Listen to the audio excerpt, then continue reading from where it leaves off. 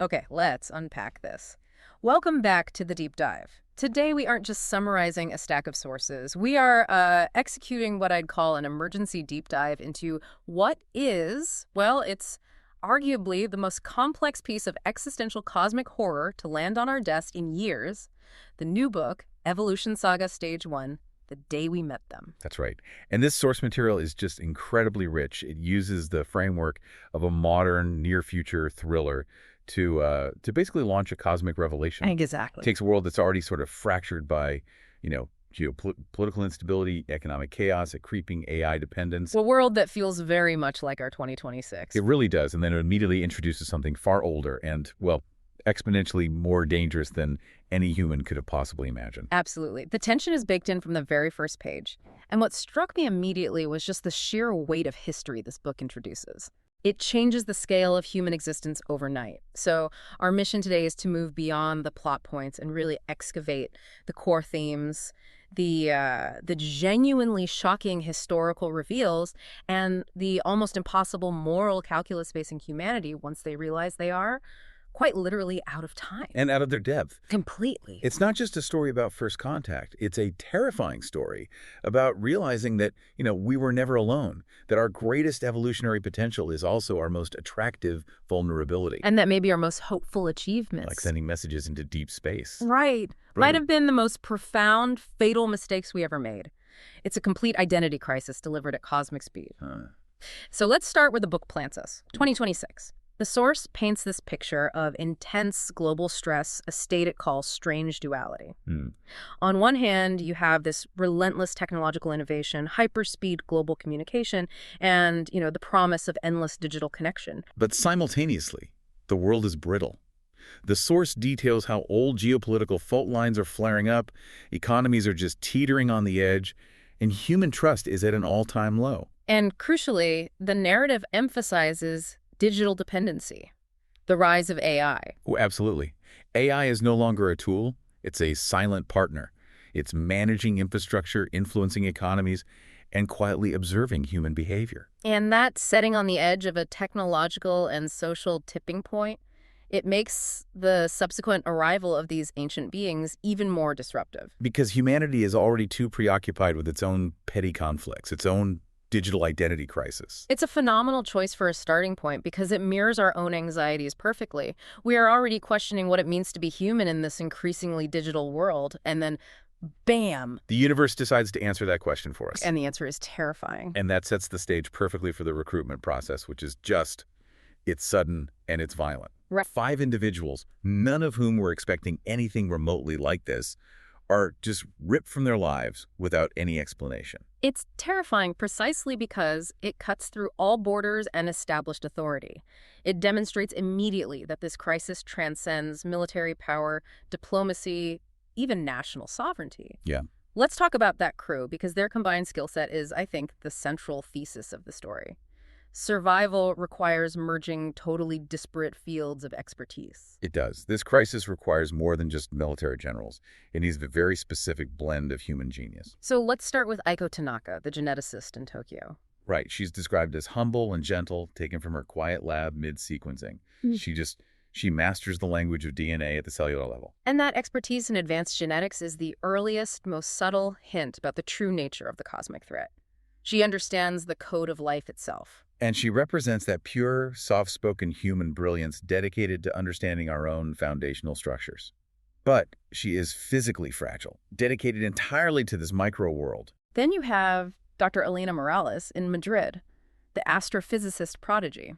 She snatched mid-lecture while discussing Comet 3, Atlas III, confirmed interstellar object. Her whole life was defined by looking outward to understand the macro universe. So she's already connected to deep space before any of this happens. Exactly. Her background grounds the cosmic threat in observable science, connecting the initial signs of Mava's approach to things humanity was already tracking. It's the contrast that's so fascinating. Aiko is focused on the single cell, Elena, on the light years. Yeah. And then the book pivots immediately to the purely digital. Yes, to minus. This character is where the narrative really explores that identity crisis of 2026. He's the ghost hacker. The most dangerous mind on Earth. He lives only in data, code, and shadows in Reykjavik. He's described as pale, intensely fragile, isolated He faints frequently. all the time. He has zero physical presence, but his system-breaking skills are unparalleled. They literally have to explode his door to get him out of his digital fortress. The irony there is just so rich. It's a brilliant piece of commentary on modern dependency. It is. The survival of the world requires a man who can barely survive a day outside a climate-controlled server room. His value is purely in his digital mastery. And it highlights that, in this world, extreme intellectual power often comes at the cost of physical resilience. And that extreme digital fragility is immediately contrasted with Captain J.A. Kennedy. The Shadow Soldier. He is the ultimate physical force, a legendary combat medic and stealth operative recalled directly from a Middle Eastern firefight by the president. Kennedy is order, structure, lethal precision. He's trained for every war. Except this one. Exactly. He's trained to fight humans. And you have to wonder how quickly his training becomes obsolete when he's facing, ancient non-corporeal entities. And that leaves John McAllister, the lion who walks like a man. This is maybe my favorite part. It's the greatest admission of humanity's intellectual failure. Right. John left civilization for 20 years to live alone in the African savannah. He's enormous, carved by nature, and skilled in raw instinct and predator-prey dynamics. I love that his recall suggests the problem needs more than just science or technology. It needs raw instinct. While Iko, Elena, Kennedy, and Minus represent the pinnacle of modern stratified human knowledge science, cybernetics, military John represents the primal code, the ability to simply survive and track. And that's the crucial realization the team has upon meeting. Their combined, disparate knowledge is required for a crisis no single field can solve. This shift from political thriller to cosmic revelation is so sudden, so total. The story is telling us that evolution isn't just about moving forward. Sometimes it's about remembering the primal instincts we discarded. It makes you wonder how Kennedy, the man of rigid structure, even looks at Minus, the master of digital chaos. Or how Iko, the gentle scientist, reacts to John, this enormous man who smells of the savannah. There are 5 distinct human identities that have to learn to function as one, or they all die. It's a perfect setup for the larger theme of forced evolution. It definitely forces you to confront the idea that maybe our technological advancements have made us less suited for raw survival. Requiring us to rely on these relics of our past, like John, to guide us. That uneasy alliance is immediately tested when they're brought to a NATO hangar in Romania, and reality just shatters. With the arrival of the Baku, yes. Yeah. The discussion immediately pivots to the cosmic. So the Bakuor and the Elder, Sita the Keeper of Knowing, and Joha the Translator, they just materialize. In a NATO hangar filled with the world's most powerful political and military figures, they appear as these tall, luminous beings of energy, shaped in a form designed to ease human fear. Okay, let's pause on their nature for a second. The source describes them as energy beings existing in a parallel dimension layered over Earth, like a second skin of reality. Right. What does that dimensional layering practically mean for their observation and our physics? It implies that they're always here, but just slightly out of sync with our physical reality. Think of it like 2 sheets of glass laid on top of each other. Okay. The Baku exists on that second sheet. It allows them to observe our dimension through theirs without being constrained by our matter or our light spectrum. So that's why our instruments never detected them. Exactly. Our instruments are based on detecting matter and energy output in our dimension. Their presence is described as gentle, warm, and their communication is this melodic, telepathic pressure that just bypasses language barriers. So they're immediately positioned as fundamentally advanced and peaceful. Oren clarifies their strength is in knowledge, unity, and life preservation, not conflict. But here's my first point of friction. If they're such close, benevolent neighbors observing us with gentle pride, why didn't they intervene earlier? Why didn't they stop the Voyager signals? That's a key philosophical tension in the book. The Baku's culture values non-interference and peace to such an extent that they allowed humanity to make its own choices, even if those choices were disastrous. So their hiding was a form of protective neutrality. You could say that. They thought humanity would survive its internal conflicts. But they failed to account for our outward-reaching curiosity, which led to the ultimate cosmic mistake. And that mistake is revealed through Sita, the Keeper of Knowing, that moment where she drops the line that fundamentally redefines human identity and history. Oh, it's the core shock. The moment human history just shrinks, it's when she delivers the statement, "I remember a time before your moon graced the sky."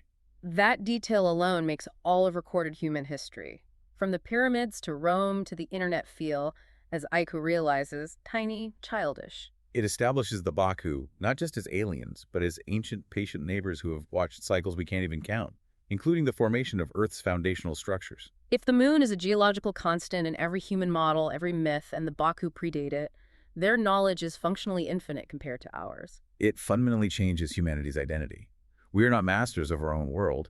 We are recent tenants in an ancient layered apartment building. And the revelation of why they contacted humanity now is just devastating. They were watching us with gentle pride, but the time to remain hidden ended because of an imminent threat. A threat named Mava, the ancient devourer. So let's introduce Mava, this singular entity that is essentially hunger on a cosmic scale. Right. Mava emerged from what they call the change, what we call Big Bang, as this rare, violent convergence of energies older than matter itself. She's the first hunger, evolving by consuming life essence across millennia. It's just hard to wrap your mind around that level of scale. Mava is not a civilization or a race. She's an entity that defines existence through consumption. Exactly. She is pure thermodynamic drive. She wandered for eons, challenging, unstoppable, until she consumed a world too rich in consciousness and gained this unique, horrifying ability to spawn. And the source material makes it clear she is city-size. Capable of absorbing planetary biomass. Yeah. And utterly unique in her survival mechanism. And here's the terrifying retcon of Earth history that just elevates the stakes. Mava visited Earth 65 to 75 million years ago and fed on the great beasts. The dinosaurs. Yes. And the asteroid impact, the climate collapse. Yeah. That was just the aftermath of her presence. She wasn't just a visitor, she was the true extinction event. She left once she'd consumed enough high-quality essence. And this instantly moves Mava from being a theoretical, distant threat to a confirmed historical catastrophe in our own past. It makes the threat immediate and personal. But the ticking clock begins now, and it's entirely our fault. Unintentional, but fatal. Humanity basically summoned Mava. The source material reveals that our Signals TV broadcasts from the 50s, the pulsar maps, and most tragically, the golden record. The golden record, carried by Voyager, it reached her drifting domain 74 years ago. That detail is just heart-wrenching. We reached out with curiosity and hope, trying to communicate benevolence and our coordinates. But instead, we lit a beacon for a cosmic predator seeking pure genetic material. The signal, constantly broadcasting our location and our unique biological structure, was interpreted as a vibrant, evolving signature of available prey. Sita's devastating line nails that irony perfectly. Your golden record was beautiful and fatal. We didn't just communicate our existence, we communicated our deliciousness. So the timeline is horrifying. Based on Mava's velocity and distance, Mava herself, the city-sized devourer, she's arriving in 10 years. And her elite scouts, her harbingers, are estimated to arrive in 5 years. It's a countdown, not a reprieve. And then comes the ultimate sick twist. Miava's true purpose isn't just raw destruction. It's rebirth. Right. Her original spawning ability fractured due to overconsumption and genetic instability millions of years ago, maybe during her first Earth visit. And this is critical to the moral calculus. She doesn't need to kill us simply for sustenance. She needs us to fix her. She requires human DNA, which the Baku note is young, unique, and adaptive in ways no other species she encountered possesses, to stabilize her essence and restore her true power. Which makes humanity essential prey, a required template for cosmic rebirth. We are not just food, we are a foundational ingredient. So the philosophical question is immediate. Is our vast potential for adaptation what saves us, or is it merely what makes us the most desirable, unique, and necessary food source in the galaxy? Our greatest evolutionary achievement is the bait on the cosmic hook. And that leads directly to this impossible, desperate plan. Finding the depot planet, the galaxy's food depot, infiltrating it, and destroying Mava's neural nexus from the inside by hiding within the refined biomass she consumes. It's a suicide mission, and it relies on stealth, not power. And it raises the stakes even higher. You realize it's no longer just about saving Earth. It's about preventing Mava from becoming stronger, from achieving her ultimate rebirth. The universal consequence is far greater than just losing one planet. The focus shifts entirely from survival to preemptive cosmic assassination. But first, they need a map. And that proves impossible, using the known rules of physics. So the mission is clear. Find the depot planet. This world entirely under Mava's control, where life essence is stored and prepared. But the Baku, with all their ancient knowledge and dimensional sight, they can't find it. Right. It's hidden, deep in the galaxy, shielded by resonance barriers, and designed to avoid detection from any conventional methods. And this is where the narrative highlights the deep flaw in both human and Baku academic knowledge. For a full month, Sita, Aiko, and Elena, the best minds of two species, they're using the most advanced theoretical models. They scan for signals, energy outputs, orbital irregularities. They're looking for a physics problem. And they fail. Repeatedly. And the breakthrough comes from the wild man, John McAllister. This segment is fantastic because it shows the limitation of pure intellect. Aiko, frustrated and humbled, she realizes they're thinking like scientists, not predators. They're looking for a beacon when they should be looking for a hideaway. And John's raw instinct provides this simple yet profound key. If you need to store fresh meat for millions of years, and you want to kill the scent and preserve the flesh from decay and detection, you hide it in the coldest place. A cosmic freezer. Exactly. You look for the absence of energy, not the presence of it. This realization is just so primal. It bypasses all the complex mathematics and orbital mechanics Alina and Sita were using. So the depot planet, they realize, won't be radiating heat or energy. It'll be a dead sphere, jet black crust with an artificial frozen orbit. It's designed to hide what it holds. The moment they scan aggressively for the lowest possible cold signature, they find it. The perfect cosmic freezer, shrouded in ice and radiation, specifically designed to cloak itself from energy-based detection. It's a powerful lesson in adapting your perspective. You have to learn to think like your enemy. But immediately, a new problem arises. They found it, but neither human nor Baku technology can reach it. Baku vessels can't travel that far across deep space vectors, and human rockets are, way too slow and fragile. Their only recourse is the Lasari, and this introduction is where the story truly gets complicated. It forces the peaceful Baku to face their ancient, hostile history. When Oren says the name Lasari, Sita nearly collapses. But who are the Lasari? They are the natural reptilian race of Earth. Warborn, ancient, and utterly ruthless. They survived Mava's first visit 70 million years ago by fleeing into deep subterranean cities. A feat the Baku, with their dimensional existence, couldn't achieve. And were unwilling to attempt. They are everything the peaceful, luminous Baku are not. Grounded, aggressive, and obsessed with practical survival. And their technology and culture are a direct contradiction to everything modern humanity is doing. They use advanced biomineral synthesis. Literally growing their cities, their structures, and even their living ships called Varen. Let's break that down for the listener. While humanity relies on manufactured components, processors, and AI to power fragile metal rockets, the Lasari grow their vessels from specialized mineral biological structures. These Varen ships glide through space, not by thrust, but by manipulating crustal frequencies and stellar harmonics. They're riding gravity like a current, which allows them to cross vast, impossible distances efficiently and silently. Exactly what the Alliance needs. It also highlights the extreme difference in their understanding of the universe. We see gravity as a force to be overcome. They see it as a current to be sailed. And their social structure is equally ancient and unnerving. They have a lifespan up to 100,000 years. But their chiefs inherit memory through consumption. They devour the physical body of the previous chief. To absorb every battle instinct, every alliance, every lesson learned over millennia. Chieftain Thorak, who is only 34,000 years old, carries the accumulated ruthless will of thousands of years of ancestors. That concept alone is chilling. Their culture isn't theoretical. It's literally built on embodied, inherited violence and memory. They never forget a mistake or a slight. And this is the source of the profound rift with the Baku. The Lasari drove the Baku away and forbade them from entering the surface world. They feared the peaceful energy beings would interfere and weaken their survival instincts, making them vulnerable to the next Mava-level threat. And the Baku conceded. They realized that their presence would have led the Lasari to forget how to fight and survive. So the Lasari owe the Baku nothing, and they view outsiders, especially humans, with this cold, predatory calculation. To even get an audience with Thorak, they have to offer a primal tribute of respect that validates their strength. They can't just offer money or technology. And this task, again, falls to the odd couple. John, instinct, and Minus, code. They realize they can't offer dead meat. That would be an insult to ancient hunters. John's instinct guides them. Offer a new prey species. One that expands the Lasari ecosystem without insulting their hunting culture. And the choice is truly brilliant. Rodents. Warm-blooded, adaptable, fertile mammals. A gift of warmth that expands the Lasari's cold, underground ecosystem. It's an offering of biological potential, not a finished meal. But the tribute has to be worthy of their technical expectations. This is where Minus, the ghost hacker, finds his strange, terrifying purpose.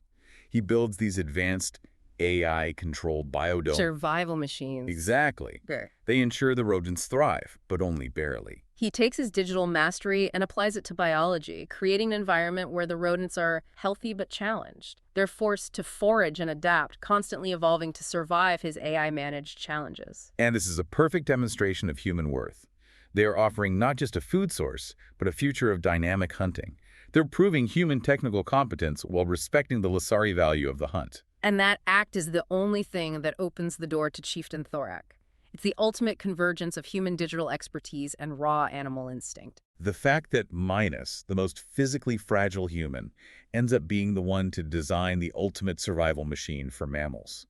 It proves that our strength lies in abstraction and adaptability. Even if our physical forms are weak compared to the Lasari. It forces the Lasari to look past the softness and acknowledge the frightening speed of human intellectual evolution. The entry into the Lasari world is just utterly terrifying. The bioarchitecture breathes, the walls are warm, like skin.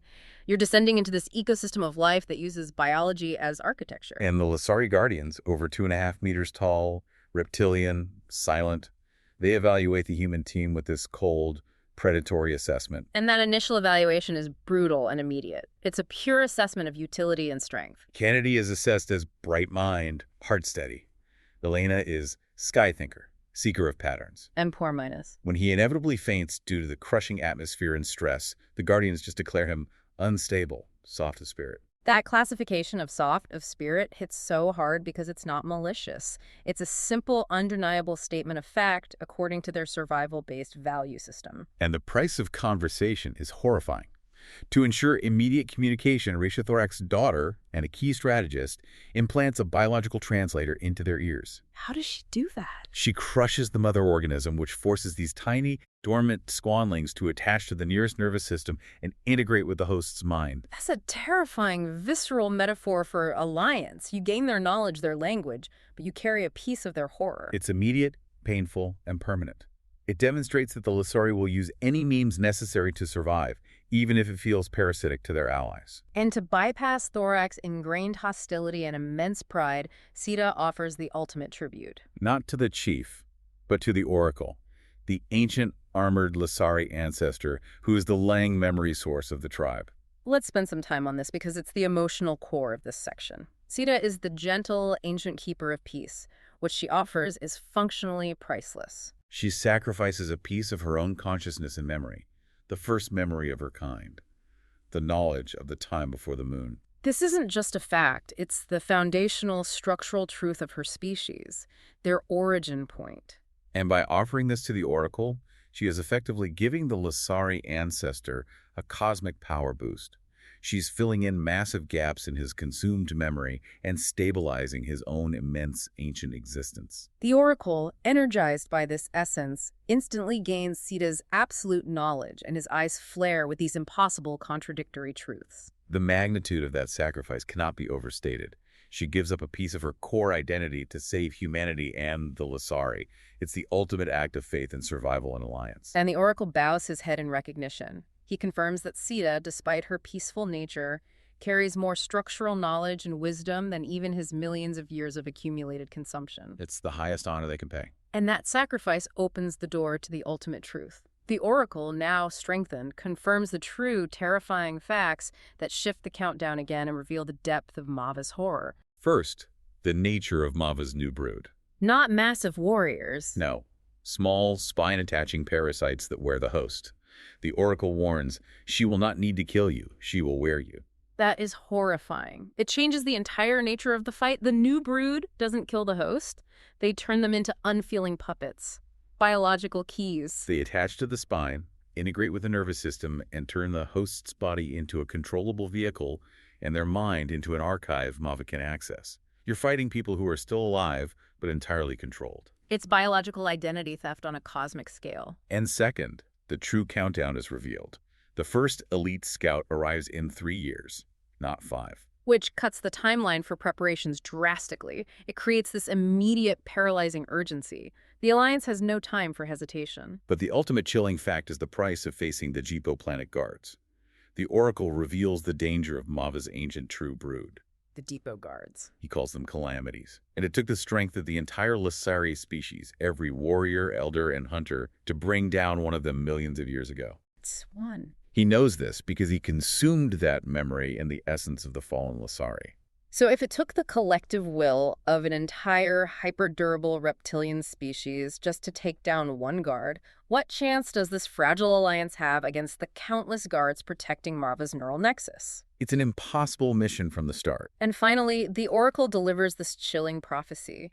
He cannot see the end. He normally sees destiny, but he warns that the outcome is now shaped by three unpredictable species. Baku energy, human adaptable chaos, and Lissari ancient instinct. The future is a storm, not a river. The necessity is clear. Unity. Immediately. And Thorak, convinced by Sita's sacrifice, John's insightful tribute, and the Oracle's terrible verdict, commits the Lissari to the war. The alliance of three is forged. The fate of Earth is bound to this uneasy partnership. The emotional tension here is incredible because this alliance is built on desperate need, not on trust. And the immediate mission is established.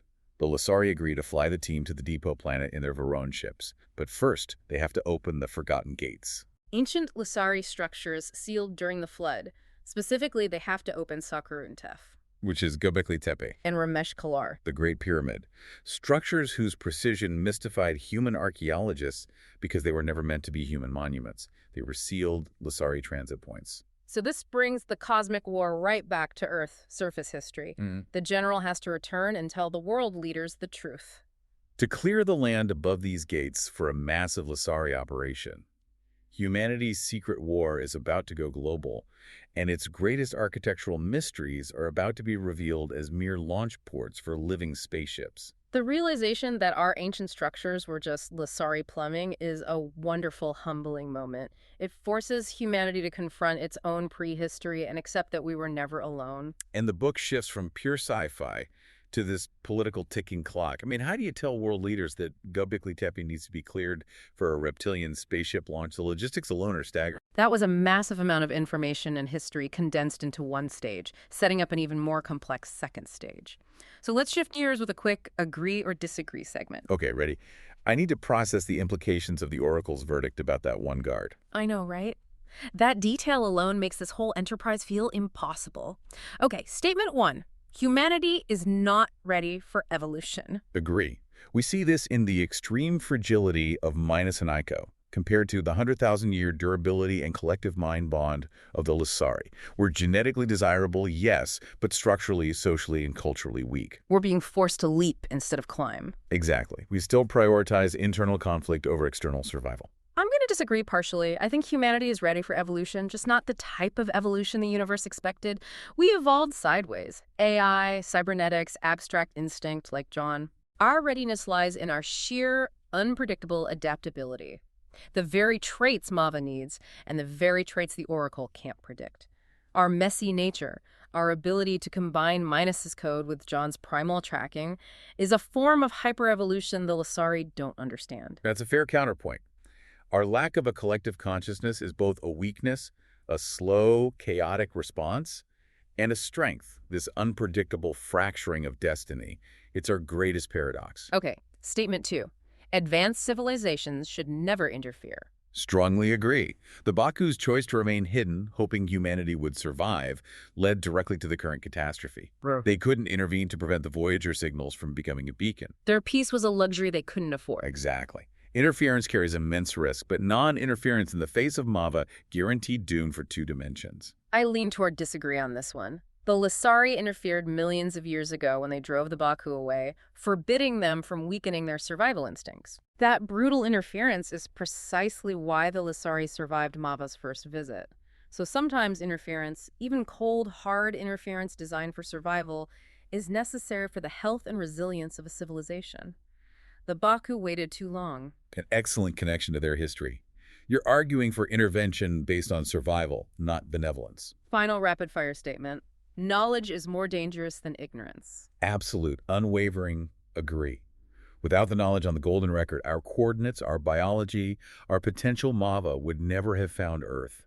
Pure, undirected curiosity led directly to the extinction countdown. It suggests there are some truths the universe simply doesn't want shared. I agree fully. Sita's statement resonates so deeply. Your golden record was beautiful and fatal. Our greatest act of universal communication became the ultimate warning sign about our vulnerability. It really forces you to question every time we try to shout into the void. And it raises fascinating ethical questions for real-world space programs today. Do we stop transmitting? Can we even? We have to move forward, but that idea of knowledge as bait stays with you. Let's end with one question for the author, based on everything we've learned about this terrifying alliance. Lay it on me. My question centers on the intense moral friction that's been established. What is the most complex, immediate moral choice the main characters will face now that they are under Lissari protection? Especially considering Raisha's brothers, the terrifying Kin and Reliaba, are assigned to protect the fragile human minds. That's a phenomenal question, because the twins are silent, lethal protectors who are bred for war and instinct. They dispatch a challenger before he can even lift a hand against their sister. The moral choice will certainly center on sacrifice and utility. Right. So if the mission requires a tactical compromise of human life to save the Lissari vessel, or vice versa, will General Kennedy honor the alliance and sacrifice his fragile species? Or will he prioritize the last remaining piece of humanity's adaptive potential? And furthermore, will Kin and the reptilian twins protect the human minds they despise as weak? Or will their ancient survival instincts override their direct bond to Raisha if, say, the Baku energy beings seem like a more valuable strategic asset to preserve? The ethical lines are drawn entirely by which life form has the highest survival utility. The ultimate message here is stark. Survival requires sacrificing pride and merging all forms of intelligence, instinct, science, digital, ancient wisdom, just to stand a chance. And the clock is now at 3 years. The world has to change immediately or it won't exist at all. Indeed. The opening of the Forgotten Gates, Göbekli Tepe, and the Great Pyramid will be the first irreversible global step that shatters the illusion of normalcy and signals to humanity that their history was merely stage zero. What a stage to set for the next phase of the saga. It leaves you feeling both terrified by Mava's ancient hunger and, strangely, hopeful about our ability to adapt when pushed to the absolute brink. And we have completed our deep dive into Evolution Saga Stage 1, the day we met them. We've traveled from a chaotic 2026 to the ancient memory of Earth, revealed humanity's role as Mava's essential prey, and witnessed the formation of this improbable alliance of 3. We leave the characters facing a 3-year countdown until Mava's first elite scout, a parasitic new brood that wears the host, arrives. The terrifying Lissari alliance is forged, but the path ahead, as the Oracle warned, is blurred by uncertainty and ancient horror. It forces us to reconsider the meaning of consciousness and survival itself. It's a gripping setup, blending cosmic terror with deeply personal stakes. Yeah. It forces us to ask, what is humanity willing to sacrifice, not just its history, but its very nature, to survive? And are we capable of trusting allies whose methods are fundamentally repulsive to our own ethics? And we have to hold on to Raisha's belief. Hope is the one fire Mava has never conquered.